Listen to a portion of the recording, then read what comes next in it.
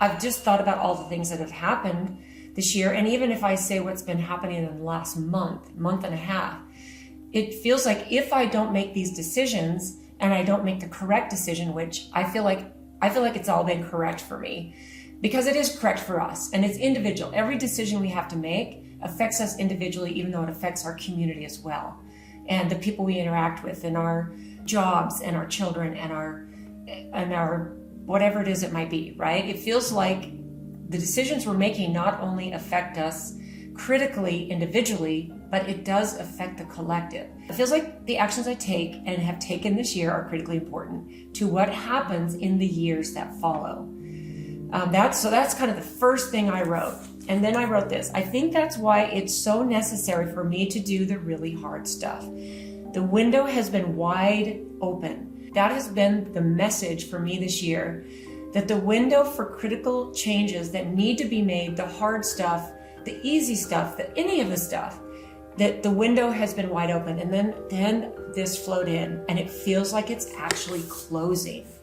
Okay. Now, I don't mean that in a negative way. I mean that in a most positive way, because when the window opens for massive change in your life individually, in your community, in your job, in your family, and as a collective, which I believe is happening on a not just collective, but mass scale, and not just in one sector of our lives, but in all the sectors of our life.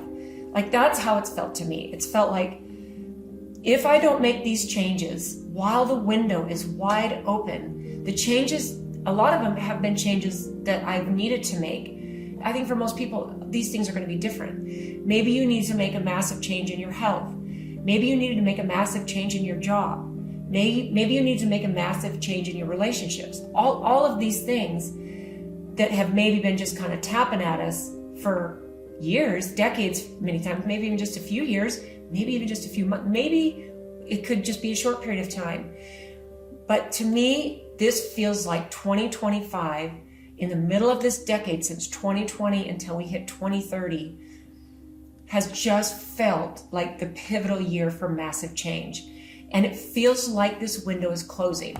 So as I sat with that for a minute, I think this is human for us to say and get in the thought of dystopia. What is the worst? It's like our brains in survival mode think, what's the worst that's going to happen, because I need to prepare.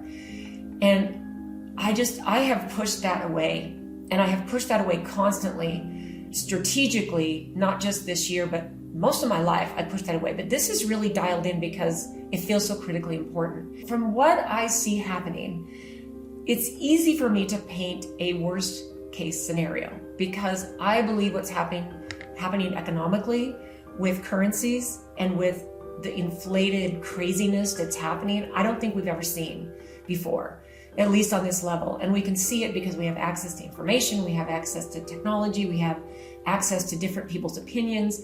But if you look at the pure law of math and physics and economics, what is happening right now is absolutely unsustainable. There's nothing that can prop it up.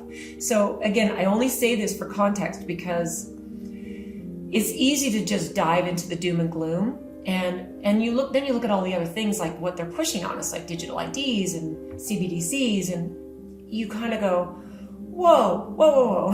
So what I wanted to do this week for my own self-preservation was to say, with all of these decisions I've been making and the way that I've been utilizing the energies of 2025 so strategically, what is the best that can happen? Okay. So that's where I wanted to take this, because I felt like, okay, I really feel like the best case scenario is possible. Not just possible, it's inevitable. So this is what I want to share with you today, is some really, really interesting thoughts that I had. And I actually came up, the very first thing I believe will happen is that collectively we will snap out of our trance. Okay.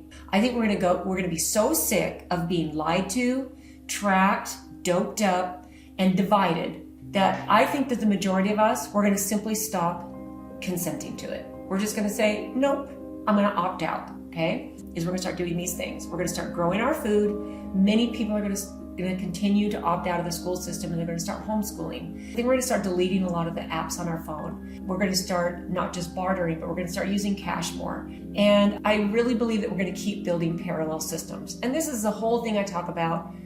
Walking on a different timeline is simply just choosing different systems.